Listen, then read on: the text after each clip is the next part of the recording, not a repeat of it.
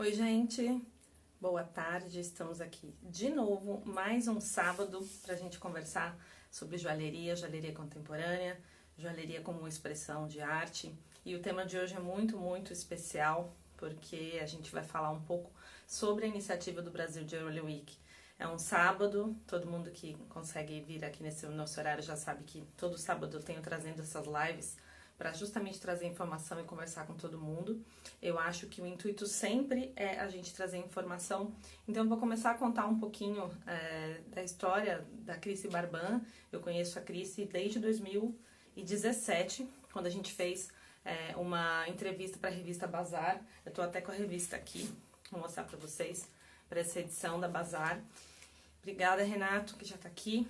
Eu acho que assim, a ideia dessas lives nesse horário de 5h30 é sempre trazer informação para vocês. A gente vai continuar fazendo esse conteúdo sempre que possível por aqui para trazer mais informação. Bom, aí depois dessa entrevista que eu falei que eu conheci a Cris, que ela me contou um pouco mais do trabalho dela como designer, como artista plástica também, entre outras ações, que ela sempre foi muito criativa. Foi muito interessante porque a gente ficou amiga logo no primeiro dia e um tempo depois ela já veio com a ideia de fazer algum movimento para a joalheria contemporânea brasileira e foi muito legal. Oi, Oliveira, Fabi, tudo bem? As meninas estão entrando aqui já, obrigada a todo mundo que está aqui. Bom, aí o que me surpreendeu nessa história que a gente começou a conversar foi a busca de materiais que a Cris usava nas coleções dela. Então ela me falou um pouco do latão, me falou dessa expressão artística de você criar ali com martelo na bancada. A gente conversou também um pouco sobre a questão da forja. Enfim, a gente trocou uma ideia muito legal. O resultado foi essa matéria que tá aqui. Depois eu até posso colocar para vocês um pouquinho dessas fotos que eu tenho já. Oi, Vivi, tudo bem? Leandro, bem-vindo. E foi muito interessante porque a gente começou a trocar ideia logo na primeira conversa, assim, e isso me chamou muito a atenção. Eu sei que quando a gente faz matéria, normalmente para revistas como a Bazar, a gente fica normalmente um pouco preocupada em como vai trazer essa informação da melhor maneira possível. E eu acho que o intuito hoje é a gente contar isso. Eu vou chamar a Cris, ela já está aqui com o Brasil Jewelry Week. Oi, tudo bom, Clébio? Estamos aqui já, aguardando só a Cris entrar. Olá! Ei! E aí? Tudo Como, bem? como estamos? Tô bem, tô animada com a nossa conversa. Oh, mas eu... Então, tava contando para quem estava chegando um pouco como a gente se conheceu da questão da matéria, porque é uma coisa que surpreende quando a gente conversa com a pessoa a primeira vez e a gente já engata, o resultado normalmente é muito espontâneo, né, também do texto. Não, e foi maravilhoso, né? Porque a Bianca me ligou, me mandou uma mensagem, né, para agendar o telefonema para fazer a matéria. E aí eu lembro que a gente ficou o quê? Quase 3 horas no telefone, Sim, né? Eu não conversando. aí, tipo assim, brother, já foi brother, né? Logo que que ela lançou a matéria, a gente marcou um café para se conhecer, enfim, Sim, né? E foi muito legal. É uma matéria linda, eu adoro essa matéria.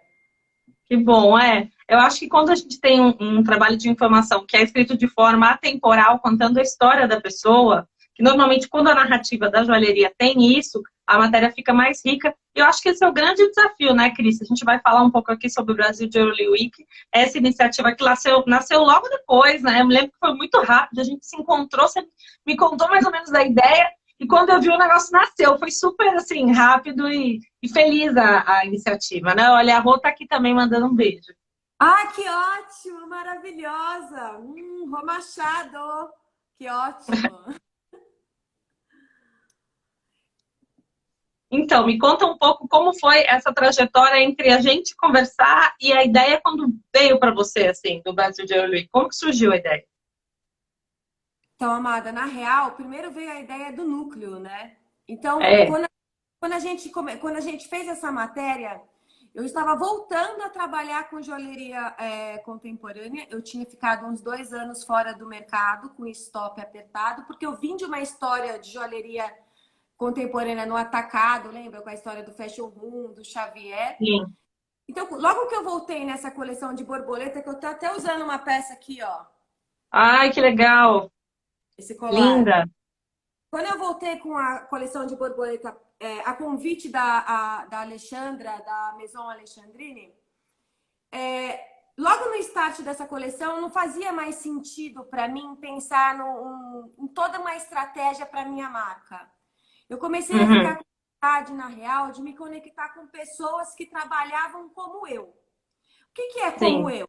Pessoas que têm os seus ateliês em casa, trabalham geralmente sozinhas com as mãos. O seu processo é muito... Porque a gente tem, né? O joalheiro é muito solitário. A gente fica nos nossos ateliês, é o nosso mundo. Sim, sim. Mas eu tenho vontade de me conectar com pessoas que tinham um discurso de a joia como uma manifestação artística. Então, eu Uhum. queria conversar com pessoas que também tinham o corpo como suporte de Sim, manifestação artística.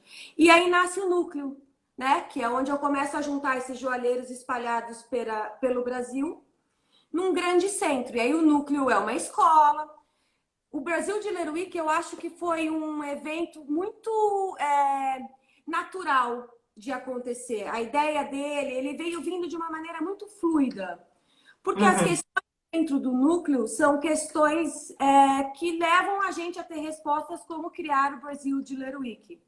Que são Sim, perguntas como aumentar a nossa comunicação, como chegar no nosso cliente, esse cliente que não tem um contato direto com a joalheria contemporânea, mas que pode vir a amar ter, né?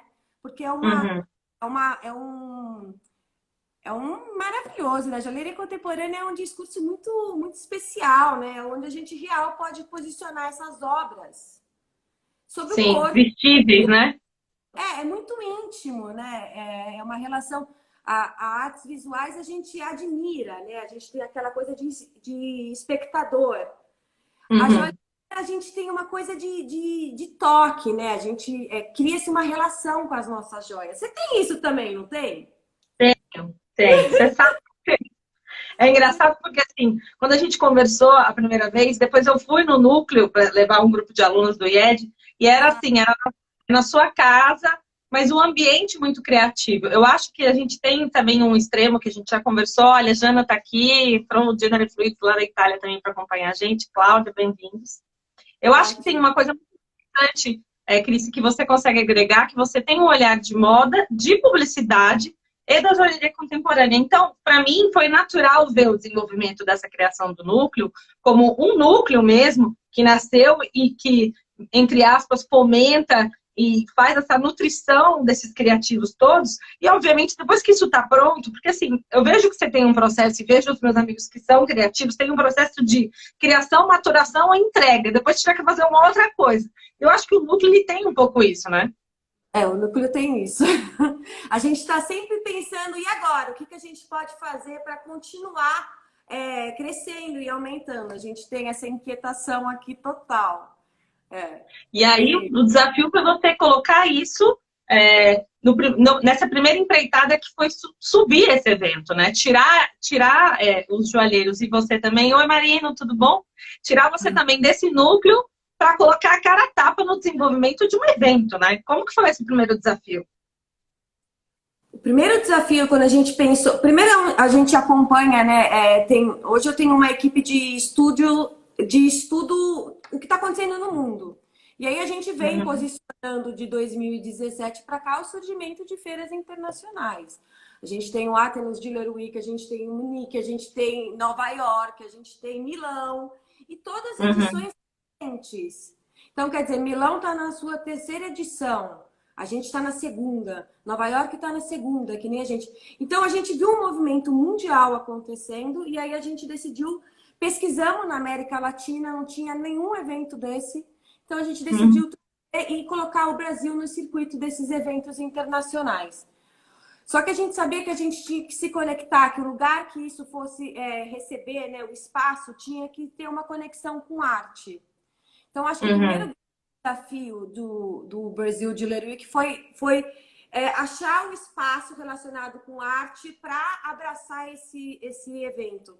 E aí começa toda a negociação com a Casa de Cultura do Parque. Porque a gente também Sim. queria um espaço que falasse de arte contemporânea.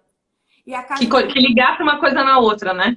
Exato. Então, acho que o primeiro grande desafio do evento foi conseguir o espaço da Casa do Parque, que era o nosso sonho de consumo, tipo, era o desejo. E aí a gente Foi o começo. E aí foram surgindo, né? O primeiro a gente sempre trabalha às cegas, né? Porque é tudo uma Sim. imaginação. E agora E o também segundo. eu acho que foi uma questão também que, como o núcleo estava muito bem estruturado e você tinha essa casa, que é. Me fala um pouquinho do núcleo, só para as pessoas conhecerem um pouco mais, para a gente também trazer para essa realidade. Porque eu acho que você está num ninho, num lugar que você tem segurança, que você consegue comunicar, passar o seu conceito com eles todos ali. Sua mãe entrou, oi, Josete, tudo bom? É, depois você transmitir esse clima para um outro ambiente deve ter sido um pouco desafio também de montar essa estrutura toda, né? Grande desafio montar a estrutura toda, até porque a gente nunca tinha feito um evento na vida. Né? É. A gente se organizou com as pessoas certas para o evento nascer, mas era tudo muito novo. Essa segunda edição a gente já tinha pensado em mudar. O primeiro era a ânsia de mostrar a joalheria contemporânea. Então, Uhum. a gente queria que todo mundo tivesse a oportunidade, primeiro, de se conectar, porque a gente tinha joalheiros do Brasil e de fora do Brasil, e que uma vez por ano eles conseguiram todo mundo. A gente conseguiu, na real, Uhum. em 2 dias, juntar todo mundo que estava trabalhando com joalheria, que está trabalhando com joalheria Sim, contemporânea no Brasil. E se não fosse fisicamente, as que não tiveram oportunidade de vir fisicamente, estavam conectados pela internet. Então aquilo sim. virou uma grande festa de casamento. Eu passei umas 4 horas lá dentro, porque eu acho assim que o interessante da gente contar para as pessoas que também não conheceram essa primeira edição, que provavelmente vão se interessar para a próxima, é que cada joalheiro que estava ali tinha uma narrativa para contar, tinha as peças para apresentar, mas tinha um contexto, tinha toda uma história que foi muito bem ambientado. E não é uma feira que você passa e olha, você tem que ficar para conhecer, para descobrir. Eu acho que essa experiência foi muito interessante. A gente agora, para as próximas edições, a gente enxuga um pouco a quantidade Uhum. de exposta por joalheiro. A gente achou, Uhum. pensando num ponto positivo, o que a gente mudaria, o que a gente viu de experiência que a gente faria diferente agora. Eu acho que a Uhum. primeira serve para isso também, né? Para a gente ter esse olhar mais crítico. E Para ter o termômetro, né? exato. E é assim que a gente vai aprendendo, e é muito legal, na real. Eu adoro aprender na prática. Eu aprendo na prática, sempre. Agora Mas me conta de uma parte que eu acho que deve ter sido difícil. A curadoria de escolher quem tá e quem também vai participar dos próximos. Como que vocês se organizam nisso, como o Brasil de Early Week? eu gosto de trabalhar com curador. E eu amo Aham. a Ana Corokovas. Eu acho que para você estar fazendo uma seleção de um evento como esse, né, que leva o nome do nosso país, é muito sério. É uma responsabilidade muito grande. Então, eu não me sinto apta a fazer essa seleção. Então, eu prefiro geralmente contratar toda essa parte de curadoria. E a Miriam é super parceira. A Miriam é minha madrinha de joalheria contemporânea. Tipo, é de casa. E é a referência na joalheria contemporânea no Brasil. Ela teve a primeira escola de joia do Brasil, né? Ela começou o discurso de joalheria contemporânea, foi ela.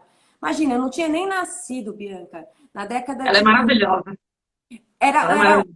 em 82, ela estava fazendo a curadoria de uma exposição de joia e arte na Pinacoteca de São Paulo. Tipo, uma É. mulher, eu não tinha nem nascido, já estava fazendo uma curadoria de joia, né? Porque era uma curadoria de Imagina o joia. olho, né? Em 82, então é óbvio que quando a gente pensa num evento do tamanho do Brasil Jewelry Week, eu vou contratar essa mulher para fazer essa curadoria. E aí eu confio Sim. nela. A gente queria fazer uma característica desse evento é ser democrático. Um julgamento não vem do que eu gosto e do que eu não gosto. Eu acho que isso é o mais legal do trabalho da Miriam como curadora. É além, né? Tem um outro olhar. Então, eu conto com ela sempre. Sim, eu acho que assim, é um desafio também, até para você desenvolver os que não estão tão maduros, né? E aprimorar os que já estão prontos, já ajustar pela experiência, e aí você entra com esse olhar que eu não posso dizer num evento de joalheria contemporânea, abordar o tema joia como arte e dizer que tem que ter um olhar comercial. Não é nesse sentido, mas tem que ter um olhar um pouco pé no chão para o público final entender. Um dos grandes motivos que eu estou fazendo essas lives, que a gente já trocou uma ideia, já conversou, é desmistificar a usabilidade, desmistificar esse medo que as pessoas têm. Não, é uma coisa que não é usável, é uma coisa que é muito complexa. Não é complexo, simplesmente tem que ter a ver com o seu estilo. Eu costumo dizer que em acessórios, ele é a cereja do bolo. E se ela tem uma identidade sua muito marcante, isso também fica, né, Cris? Eu acho que as pessoas têm que conhecer para descobrir esse universo inteiro do conceito da joalheria contemporânea, né? Eu acho que é um pouco esse papel que vocês têm. Eu acho também, exatamente isso. E outra, gente, quando eu venho numa história de joalheria contemporânea para atacado. Quando eu tinha na minha cabeça de que um monte de gente ia querer sair usando joalheria contemporânea. E hoje é real isso. Em 2014, quando eu decidi fechar a primeira etapa da construção da minha marca, foi porque eu entendi que eu nem consigo produzir para um monte de gente. O meu trabalho é tão artesanal e ele é tão manual, e ele é tão... depende de mim, que mesmo se eu tiver, tipo assim, 50 pessoas querendo o mesmo colar, eu não consigo produzir. Então, assim, não é para uma quantidade gigantesca, não é para... Eu falo que quando a joia encontra o corpo e o corpo encontra a joia, é um encontro. Eu adoro produzir, eu adoro quando as minhas joias encontram os seus corpos. É mágico, porque você sabe que é uma peça daquela. Hoje em dia eu não produzo, é raro as peças que eu faço numa escala de 10 peças. Eu estou trabalhando mais com uma única peça. E que vai ser comerciado de uma maneira única também, porque o corpo que encontrar essa peça é muito mágico. Sim, eu acho que tem uma coisa também que é importante, que vocês também fazem. Eu vi o curso com o Lorenzo, eu acho que a gente tem eu como sou professora também, você como é também a professora, é claro que eu estou falando de comunicação de moda em joalheria. Minha área é comunicar o que vocês fazem. E você trabalha nesse incentivo criativo, nesse núcleo do núcleo nascem muitos joalheiros novos. Mas eu acho que a coisa mais interessante que eu vejo em joalheria, que me interessou, que eu vim de moda como você, é a possibilidade de adornar como é amplo isso.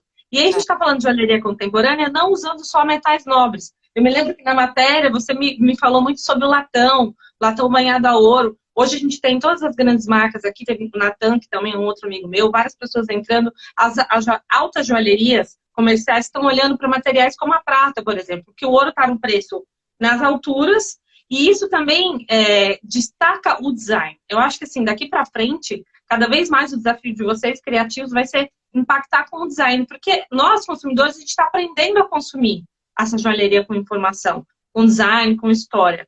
Então, eu vejo que tem um papel muito importante, Cris, nesse desenvolvimento. Me fala um pouco desses materiais que a gente viu na primeira e pode ver na próxima.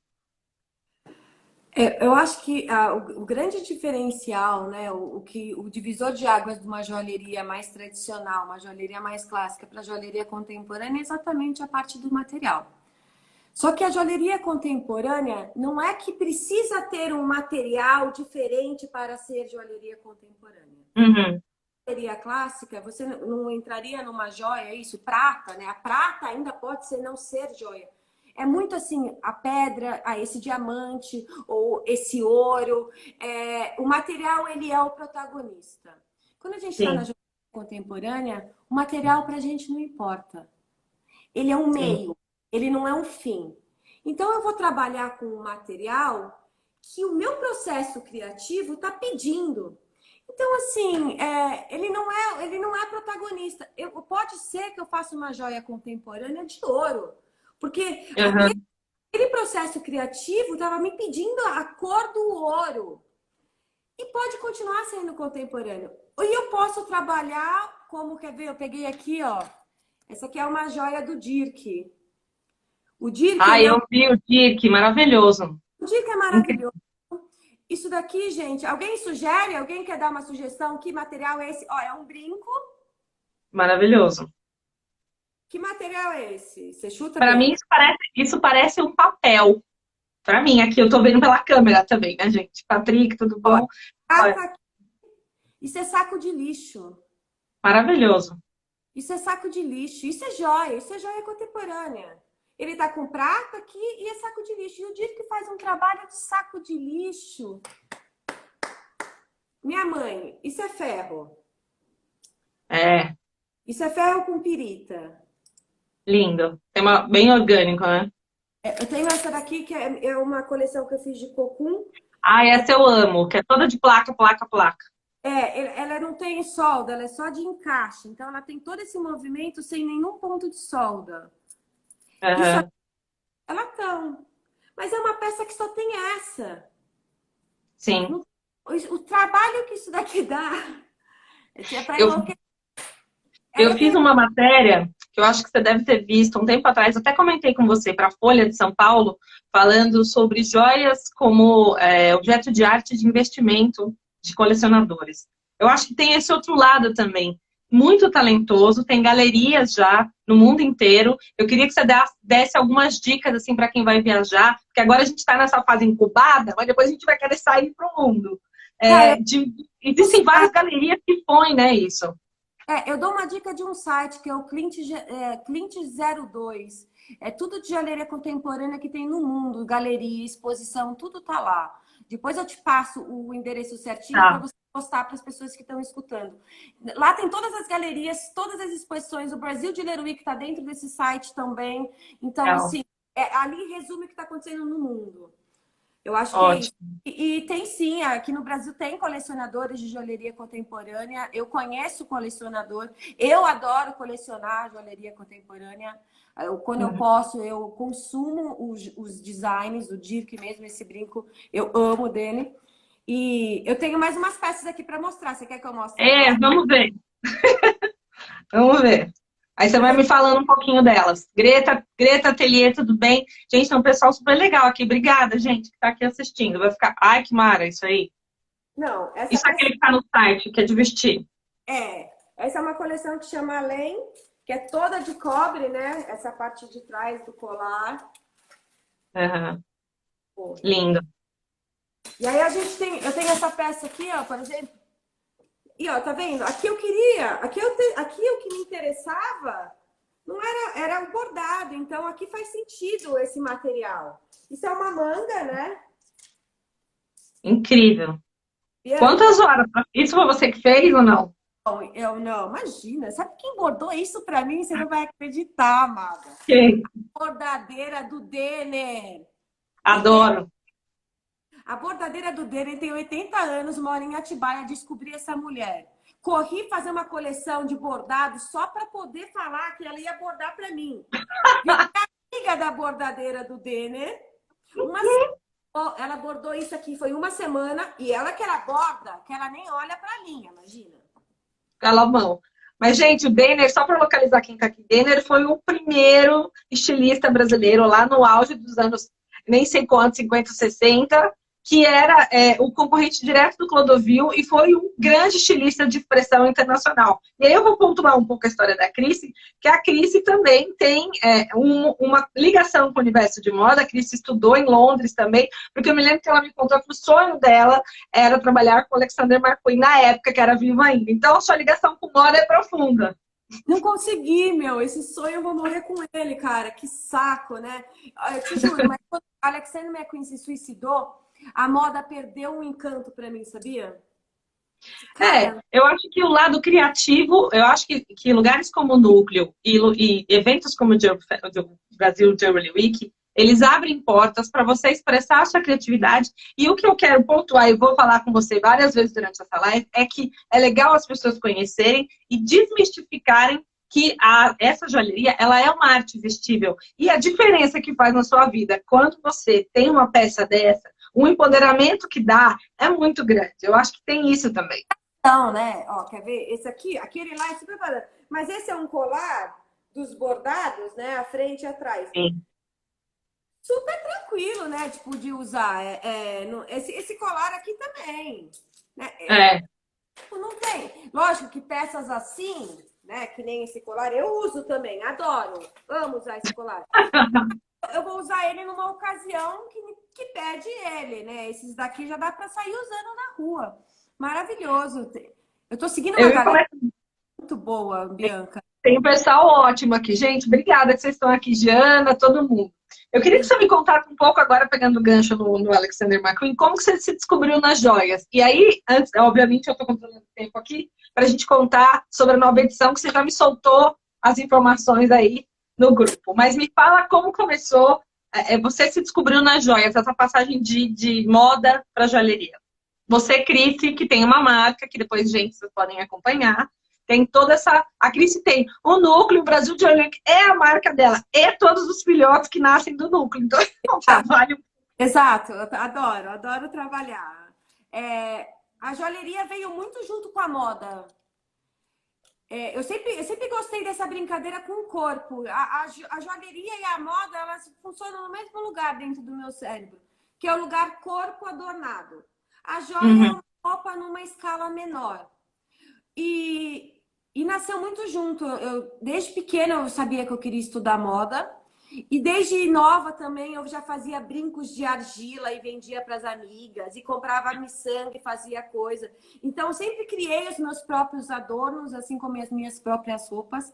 Eu fui adolescente, na década de 90. Eu fui clubber, completamente clubber. Neon. Não, hoje eu sou preta, né? Hoje é tipo negro, black. Mas eu era neon. Então, assim, eu amava ir no mercado Mundo Mix e comprar... Eu adorava também. Adorava. A moda do Brasil nasce naquela hora, né? E a gente Mas você sabe que é uma coisa que eu tava relembrando, eu até falei pro Bartolomeu isso. A gente tem aqui, obrigada, Camila, a gente tem, eu e a Cris, a gente tem uma coisa de identidade, porque ela tem marido músico e eu também. Mas, enfim, eu tava contando pra ele isso, que eu vinha de Cuiabá pra cá, contando os dias para ir no mercado Mundo Mix, que eu queria comprar tudo, porque era uma sensação de você ter acesso ao novo tão boa, que acabava, acho que era 3, 4 dias, e depois eu ia ver a loja do Alexandre, e eu ficava encantada com tudo. Acho que era uma coisa muito louca. Eu também. Ali, imagina, eu era uma adolescente, você também, a gente tem a mesma idade praticamente. Então, quer dizer, eu amava, e aquelas drags, e aquela música eletrônica, porque era o início das músicas eletrônicas, das raves, aquilo era um evento. O Brasil de Leruíque nasce de uma referência de evento de lá. Eu acho aqui agora que deve ter uma ligação com... Eu amava. Então, assim, e ali eu já consumia aqueles acessórios. Tinha uma mulher que vendia uns colares, é que eu não tenho esse colar, né? Eu comprei uma vez um colar lá, que saíam uns arames, assim, ó, tinha umas pontas, e ele era um polvo. E ele era gigante, e eu era clubber. Então eu usava. Eu era uma adolescente de 16 anos com colar polvo no interior. Imagina. Não, mas isso é uma coisa muito louca, porque eu lembrei outro dia também, eu falei que o papo ia render, gente vai voltar pra pauta já já, mas eu lembrei que eu vim pra cá uma vez e eu comprei várias bijus, tinha de vidro, umas coisas muito loucas, eu comprei tudo, botei numa caixa, fui pra universidade e vendi pra todas as amigas da minha mãe, porque eu falava, gente, esse brinco de vidro só tem um, esse anel só tem um. As pessoas compravam desesperadamente de tão impacto visual que tinham aquelas joias, né? Que hoje a gente sabe já falar que são joias, né? Mas na época não tinha esse conceito ainda. Era muito inovador. Que louco. A joalheria nasceu com essa vontade desde sempre. Então, a moda é joalheria. Mas eu fui fazer faculdade de moda. No primeiro ano da faculdade de moda, em 2000, eu já me matriculei no curso de joalheria. Graças à minha mãe, eu fui fazer curso de aula de bancada. Então, eu fiz a faculdade junto com joalheria. Mas eu nunca imaginei que eu ia trabalhar com joalheria. Eu fazia joalheria porque eu queria construir as minhas joias. E para mim, eu ia trabalhar com roupa. Minha mãe também foi estudar joalheria logo no começo, em 2000. Quando acabou a faculdade, o meu professor, que era o seu Tito, faleceu, morreu. Minha mãe continuou estudando joalheria. Eu fui morar em Londres. Quando eu voltei, minha mãe falou para mim que era abrir uma escola de joia. Em Atibaia. A minha mãe estava morando aqui, ela queria voltar a morar em Atibaia, ela já estava estudando joia, já fazia 7 anos. Ela falou, não tem nada na região, quero voltar a morar lá. Minhas amigas estão me pedindo para ensinar, um monte de gente, não tinha. Ela abriu a escola lá. Quando ela abriu a escola lá, eu falei, maravilhoso, vou poder voltar a fazer as minhas joias, porque daí eu ia ter o espaço, a estrutura, que eu não tinha. Sim. Aí minha mãe abriu e aí eu continuei voltei a fazer as minhas joias. Sim. E eu tinha ateliê de sobremedida, de roupa, na Vila Mariana, Maravilhoso. São Paulo. que eu fazia? Voava para Atibaia, ficava no ateliê e não queria vir para São Paulo trabalhar, porque sentar na máquina de costura, para mim, demandava uma energia. Ai, nossa, preciso sentar na máquina de costura. Era uma coisa forçada. Sentar Sim, na bancada, para mim, era divertido, era easy. Então, aí foi quando eu percebi que talvez eu devesse investir mais o meu tempo na joia e menos na roupa. E aí foi quando começou em 2007, 2008, toda a história da marca, da joalheria contemporânea, porque daí eu já descobri logo de cara, lá atrás com o meu professor, com o seu Tito, um dia ele hum, fazia com prata. Um dia eu cheguei e não tinha prata. Falei, puta, Tito, esqueci de comprar prata. Ele falou, ah, meu, olha a caixa de latão que tem atrás de você. Aí eu olhei, era um ateliê lindo, naquelas casinhas antigas da Penha, sabe? Tipo, sim. Daquela que subsolo. a gente quer filmar lá dentro, tudo. Era um ateliê surreal, ele era um puta de um artista, um ourives daqueles incrível. Meio mágico, assim, um lugar meio mágico. Ele fez assim, eu falei, pô, seu Tito, você tá dizendo que eu vou ficar aqui pelo menos um mês, né? Porque no começo você fica pelo menos um mês para fazer um Sim. brinco. E não vai ser joia, meu. Vou ficar aqui trabalhando que nem uma louca e não vai ser joia. Ele falou assim, então hoje eu vou te ensinar a melhor lição da sua vida na joalheria. Falei, ah, aí eu vejo que, graças a Deus, que eu tive seu título. Ele falou, joia não é o material que você usa, e sim como você usa o material. E aí Sim, mudou é o tudo. trabalho, né? Aí mudou tudo. Aí eu comecei a trabalhar com latão já lá com o seu título. Eu adorei o latão, adorei trabalhar com ele. Comecei a trabalhar. Quando minha mãe montou a escola em Atibaia, eu já fazia em latão. Quando eu decidi em 2007 abrir uma marca, eu fui a primeira marca de latão que vendeu na Central de Design. Sim, que tem em São Paulo.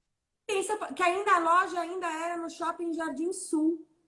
Ela só Não, aceitava. não tava ainda nos jardins. Não, era aqui no Morumbi, no Shopping Jardim Sul, uma lojinha ali dentro, linda.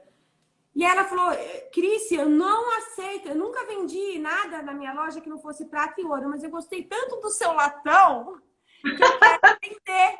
Aí eu falei, maravilhoso. Então, em 2007 já nasceu com esse discurso de que para mim o material era só um meio mesmo. E vem, né? Em 2017 essa é a matéria. E isso hoje é real, tipo.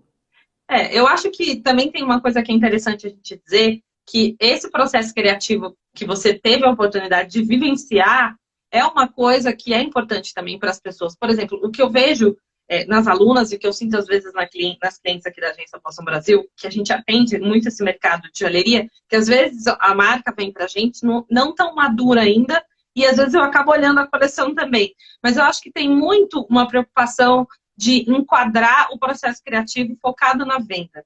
E hoje em dia, com a internet, com essa realidade que a gente está vivendo, quanto mais storytelling e mais história você conta do seu processo de criação da peça, mais valor agregado você dá a ela. E aí, com um bom design de impacto, né? Que é o que a gente está falando aqui, um design criativo, é o que também propicia. E a gente tem uma grande vantagem que vocês também têm hoje, que é a internet, né? Qualquer designer que cria, pode estar morando em Atibaia ou na Tchecoslováquia, ele publica no online e todo mundo vê, né? Todo mundo vê. Por isso que a gente optou fazer ou não fazer Brasil Dealer Week, fazer ou não fazer, passar em branco, assumir. Não, contemporâneo, o que é contemporâneo? Né? A gente usa tanto essa palavra. Contemporâneo é Uhum. aqui. Agora, vamos passar em branco? Não. Brasil Dealer Week acontece esse ano 100% online. Uma E vai ser loucura. em dezembro a próxima edição. Vai ser em dezembro a próxima edição. Dia 3 de Conta um dezembro. pouquinho dessa preparação que vocês já estão começando a montar.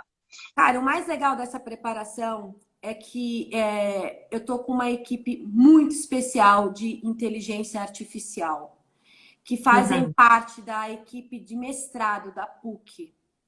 E Uhum. tem até um nome que está anotado aqui que eu queria falar para vocês. Elas são maravilhosas. Daqui a pouco eu vou pegar o nome delas, que é legal para todo mundo conhecer. E inteligência artificial. Então, não é. Hoje a gente tem um núcleo Galeria Online, que tem a exposição da Uhum. Demônio Pândega, daqui a pouco vai começar uma outra exposição. Não é só um formato expositivo, a gente está falando de um evento. Então, é uma Sim. plataforma que precisa ter uma vivência, como se a pessoa estivesse num evento. Então, está sendo muito especial preparar o Brasil Dealer Week Online, porque eu estou entrando, eu chamei para dentro do projeto uma galera que é totalmente conectada com inteligência artificial. Então, está sendo maravilhoso, né? Porque eu estou aprendendo muito, muito, muito, todo dia. Uma das coisas que a gente até meio pautou para conversar é essa questão da inteligência artificial. Vou pegar esse gancho para falar um pouco do que é o próximo tema aqui do que a gente vai conversar. Existe a exposição digital online, existe a inteligência artificial, e uma das coisas que eu tenho lido muito é sobre o processo de experimentação da joia com a inteligência artificial e com o 3D, com a simulação, porque os chineses são os maiores consumidores de joalheria de alto luxo, por exemplo. Que a gente estava falando também da questão de como vai ser essa interatividade no digital. Porque eu acho que o grande desafio é que não tem como a pessoa provar. E em joia, a gente tem essa história de ver com a mão, né? A gente olha, mas quer pegar. A gente olha, mas quer experimentar. Eu acho que esse desafio de você colocar um ambiente, seja ele com inteligência artificial, seja ele com uma forma de você ter essa visão da joia o mais próximo possível da realidade, é um cenário que veio para ficar. E ele favorece o processo de conhecimento e namoro com a joia antes do match de comprar, né? Super. Por isso que eu decidi chamar uma equipe de inteligência artificial para que trouxesse essas soluções. Não é só uma estética de uma plataforma bonita, né? Tem mecanismos e raciocínios que a gente precisa ter para que o objetivo final aconteça, que é o público, que não é o público que já está dentro da joalheria. Porque o que acontece, Leandro, é que é um público, a joalheria, o que eu sinto, e o Brasil Jewelry Week nasce para a gente suprir isso, né? Para a gente tentar resolver isso, é que a gente fica no circuito de joalheiro com joalheiro, e os amigos do joalheiro, e fica muito ali. Então, a gente quer ampliar. Na internet é a mesma coisa, né? A gente precisa ampliar. Então, eu preciso trazer pessoas de diferentes pilares para essa armação aconteça bem. Tá sendo bem legal, eu tô adorando e, vai ficar incrível. Vai ser um projeto... Isso, você tem data já? Vai ser dezembro? Pelo que eu vi aqui no comunicado, né? Que você passou. A abertura do Brasil Jewelry Week é dia 3 de dezembro, com encerramento no dia 22. A gente fica uma semana, week mesmo, tendo ações como palestras. A gente já tem uma palestra do Kevin. O Kevin hoje mora na Austrália. Ele é o fundador da Art Dealer Forum. Tipo, ele já confirmou, vai ser um dos nossos palestrantes. Então, a gente tem uma semana de palestras via online. A gente está entendendo se essa ferramenta vai estar dentro da nossa plataforma ou a gente vai usar alguma ferramenta externa, como, por exemplo, o Zoom. Isso a gente ainda está colocando em análise. E vão ter performances. Hoje eu estava conversando com a performance maravilhosa. Então, assim, a gente vai ser uma semana de evento mesmo, de coisas acontecendo, o Brasil Jewelry Week. Mas depois a exposição a gente estende até o dia 22 de dezembro. Até porque dá mó dó fazer tudo isso para durar. E depois tirar do ar, né? Nossa, dá uma dó. Eu fico pensando, gente, é um puta trabalho, é um puta investimento. É tudo muito gigante para menos de um mês. E aí veio uma questão, né, que a gente discutiu. Será que a gente amplia, então? E aí a gente entendeu que não, que real é um evento, que a ideia é manter essa essência, não um site, né? Não é um site, é um evento online. E eu acho que assim, um grande desafio também, o que a gente normalmente busca quando você está fazendo comunicação de marca, comunicação de uma história, o Leandro está falando vai ser demais. Gente, eu imagino a ansiedade de quem vai participar, como que não deve estar. É da equipe, o Leandro trabalha com a gente no Brasil que está na linha de frente comigo. Maravilhoso. Eu acho que o desafio daqui para frente, a gente trabalhando com digital, que é um pouco o que eu gosto de fazer, que eu acho que o desejo de consumir joalheria com digital aumentou muito no Brasil, porque as pessoas começaram a olhar para isso de uma outra forma, e isso eu venho falando de Jewelry Online desde 2017, a gente já trocou várias ideias sobre isso, mas eu acho que tanto o desafio, tanto de moda, como o mercado de arte, como o mercado de joalheria, seja ele contemporânea ou comercial, ou alta joalheria, é você ter uma comunicação, um conteúdo de impacto visual para seduzir a pessoa para ir onde você quer que ela vá. Eu acho que isso é muito importante. Eu também acho, porque é o seguinte, né? No online, a gente não vende uma joia, a gente vende uma foto. Então, assim, A gente vende imagem. A pessoa vai pegar lá na mão, mas ela comprou o desejo daquela foto que você colocou ali, aquilo que comunicou. Então, a comunicação é real, muito importante. Dentro desse evento, a gente está construindo uma parte muito especial para conseguir fazer com que esse joalheiro que vai, esse cliente que quer consumir, entender, a gente vai apresentar dentro de cada joalheiro participante, né, os joalheiros selecionados. A curadoria acontece até o dia 20. A gente tem uma ficha de pré-inscrição para quem quiser participar.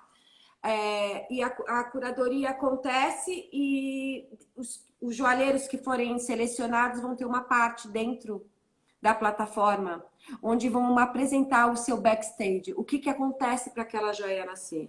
Então, a gente vai pôr filme dessas pessoas contando o processo de construção, fotos do ateliê, contando tudo que tem para aquela peça, aquela única peça, nascer. Chegar. E aí a gente vai ter uma direção de arte do próprio Brasil Dealer Week, passando algumas coisas que são importantes, tipo direção de foto, alguma iluminação, sabe, dicas para que a gente consiga ajudar esses joalheiros. Porque muitos desses joalheiros, isso acontece comigo, isso acontece com um monte de joalheiro. A gente é meio que 1001. Então, ao mesmo tempo que a gente está na bancada fazendo joia, a gente está fotografando as nossas peças e a gente está no Photoshop editando. Então, é um pouco, né, tudo isso. Então, e outra, a gente está na pandemia, não posso esquecer. Então, eu nem quero que fiquem aglomerando e fazendo mega produções. Então, como trazer isso pro que a gente vive agora, né? O nosso contemporâneo. São as narrativas de cada um que vão ser construídas e reveladas dentro desse cenário todo, para que cada um se expresse da melhor forma, né? Exato. E o tema dessa segunda edição é incorporar a obra, né? E a gente fala do IN, que é quando a gente convida, né, a joalheria contemporânea, é um joalheiro que está olhando para dentro. O olhar dele já virou. Ele quer entender quem ele é e aquilo se transforma em joia. E ele presenteia o universo para que as pessoas celebrem com as joias. É uma grande celebração. A Ana Calbucci é uma joalheira maravilhosa que eu adoro. E ela fala: joalheria, olhem para as indianas nos dias de casamento. Aqui é uma celebração, é uma entidade, né? Uma coisa tão... A joalheria é maravilhosa, a joalheria é tão transcendental, ela faz parte da nossa respiração. Nós não seríamos nós sem os nossos adornos.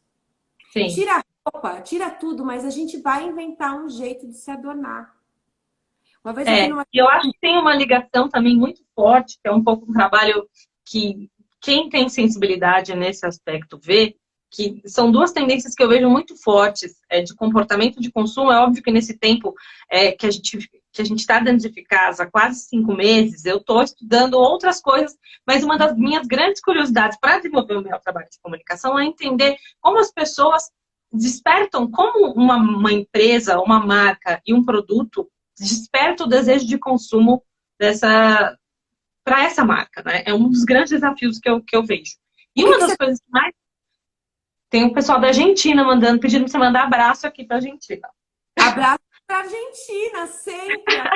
Amo joalheiros argentinos, vocês são ótimos. Eu acho que tem uma coisa assim, você falou a história do adorno, eu acho que é um desejo que a gente tem. Primeiro que a reação psicológica que você tem quando você se adorna faz bem para você. Isso é um primeiro ponto que eu acho que todo mundo, nesse momento agora de enclausuramento, de ficar sozinho em casa, enfim, a gente acaba se enfeitando, se adornando para a gente se sentir bem. E a história que você falou da joia como celebração, desde que o mundo é mundo, a gente carrega pedras no corpo, ou seja, para proteger, ou seja, para adornar, mas tem essa relação psicológica. Por isso que eu acredito tanto em joalheria. E aí eu não vou nem falar da questão de pedras, metais, etc., porque a gente teria uma outra live para fazer. Mas eu acho que esse seu olhar de seleção, de celebração dessas peças para trazer bem-estar para as pessoas, vai se revelar de uma outra forma nessa segunda edição. Vou vivenciar, vamos ver o que vai acontecer. Eu tenho uma intuição muito boa, né? E o meu processo criativo é sempre muito intuitivo, né, Bianca? Então, a minha intuição diz que vai ser uma exposição, uma edição muito especial. A gente vai E uma coisa que muita gente pergunta é: as joias são compráveis nessa exposição? Como elas vão ser seduzidas, elas vão querer adquirir? Como vai funcionar isso? Então, a gente tem dois formatos que eu ainda estou estudando, ainda não está definido, não está fechado. É pauta da reunião dessa próxima terça-feira. Uma coisa é fato, que a gente já entendeu que já está estruturado. O Brasil Jewelry Week é uma grande vitrine. Então, é a maneira que a gente tem de mostrar para o público, porque quando você junta um monte de gente, isso ganha força. Então, é fato, é uma grande vitrine. Mas a gente não quer ser só uma vitrine, a gente quer ser a vitrine e a ponte. Então, a gente quer fazer o contato para que as pessoas que estejam assistindo e despertem o desejo de querer, possam, de uma maneira muito rápida, se conectar com o joalheiro. Por quê? A maneira desse joalheiro também fidelizar esse cliente. Ele vai comprar uma peça que é única. Então, é uma peça que tem um relacionamento diferente de venda. Sim. Não é passar um cartão no online e você nem vê. É uma outra relação. Então, isso é fato, isso vai acontecer, é uma grande vitrine. E a gente vai ter essa comunicação muito rápida entre joalheiro e público. E um segundo ponto que a gente está estudando para ver a viabilidade, né? O quanto isso real pode acontecer, cada joalheiro poderá expor 5 peças dentro dessa plataforma. Não mais do que 5 peças, porque senão é muita coisa e o público não consegue assimilar. Fica muita informação. Então, são no máximo 5. É óbvio que quando essa ponte acontecer, né, entre o cliente e o joalheiro pode falar, tenho mais essas 20 peças. Sim. Então, a gente apresenta 5 para despertar o desejo de compra, mas a hora que esse desejo foi despertado, o joalheiro vai ter a oportunidade de vender muitas outras peças. Então, esse é um ponto. E o segundo ponto que a gente está estudando é se essas 5 peças que vão estar dentro da plataforma, a gente não cria um leilão virtual para essas peças serem vendidas. No formato leilão. E é isso que eu estou estudando, que é a reunião de terça-feira, para entender o quanto isso é possível. Porque aí seria maravilhoso. É o tipo de peça que se compraria real no formato leilão, peça única, e vamos... É assim que se consome arte.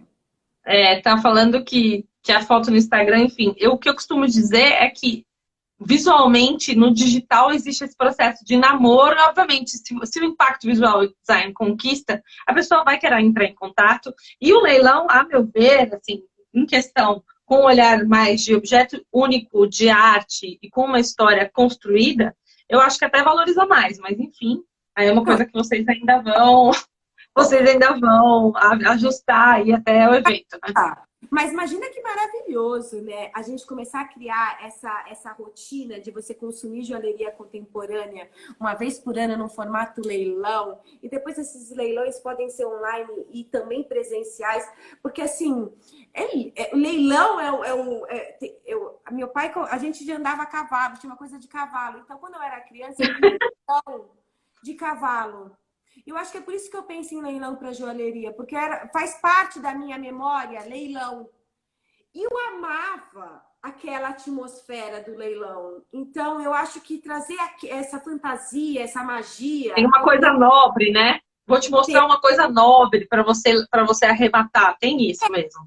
Não acho que a gente precise... Acho que, na real, seria até legal se a gente conseguisse trazer isso para um universo mais democrático, né? Não tão elitista. Acho que é o que a joalheria contemporânea faz bem também, né? Tipo, trazer uma peça única para donar esse corpo, às vezes por um valor que é muito mais fácil essa pessoa usar a joia do que a joalheria tradicional, fato. Sim, sim. Mas leilão tem uma magia no ar que eu gosto muito. É uma questão ainda de aprimorar. Bom, então quem quiser se inscrever para ser avaliado por essa banca, por essa curadoria, eu vou colocar o post que você me mandou com as informações com o link depois aqui da live. Eu queria agora que a gente tenha ainda mais uns 8 minutos. Eu queria que você contasse para mim do perfil desses novos joalheiros que estão chegando e o que você espera no mercado, para a gente dar um incentivo aí para quem se acha criativo e se limita porque quer enquadrar no padrão comercial. Porque eu tenho muito essa briga. Eu falo, faz o criativo que você quer, daí a gente tirar o storytelling, depois você entrega um pedacinho mais comercial, porque eu acho que as pessoas que são criativas, elas se cobram muito. Ai, como eu vou viver disso? Ai, será que isso vai vender? E aí isso acaba travando elas. E eu vejo a oportunidade do Jewelry Week como um lugar onde a pessoa pode se expressar e entender que existe público para esse tipo de joia. Exato, eu acho que é isso, não se limitem em nada, né? Até, amada, porque, meu, tudo isso vai acabar, né? A gente, com essa pandemia que a gente está vivendo, o que está esfregando na nossa cara é que é real, tipo, a morte está aí, né? Sim. Então, esses criativos que querem ser criativos se libertam de que tem que vender. Não, meu, tem que criar, tem que ser feliz, tem que ser livre. Então, tira qualquer amarra. Para fazer parte do Brasil Jewelry Week nessa segunda edição, a gente vai fomentar esculturas vestíveis, manifestações artísticas, incorporação dessa joalheria contemporânea. E o que eu venho assistindo é uma América Latina de bater palma. Então, é um evento que a gente fala em América Latina. Então, os argentinos aqui com um trabalho, tipo, inacreditável.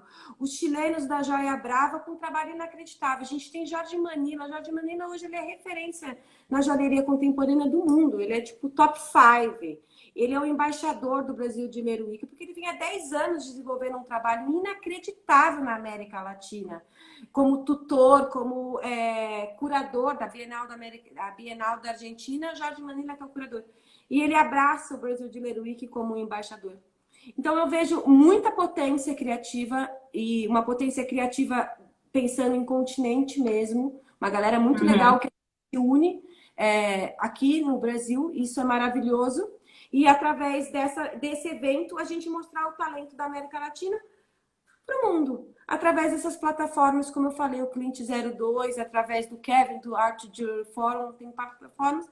E porque tem um circuito internacional de pessoas que acompanham, né? Galeristas, colecionadores. Tem um movimento internacional de joalheria e a gente coloca o Brasil com os nossos vizinhos, porque é uma soma de talento muito forte nesse circuito. E nós, brasileiros, o que a Miriam Corokovas fala, né? São tantos Brasis dentro do Brasil. Então, o que a gente acha maravilhoso é a Beta do Belém do Pará, trazendo um chifre da Ilha de Marajó para a joalheria e apresentando isso para o mundo.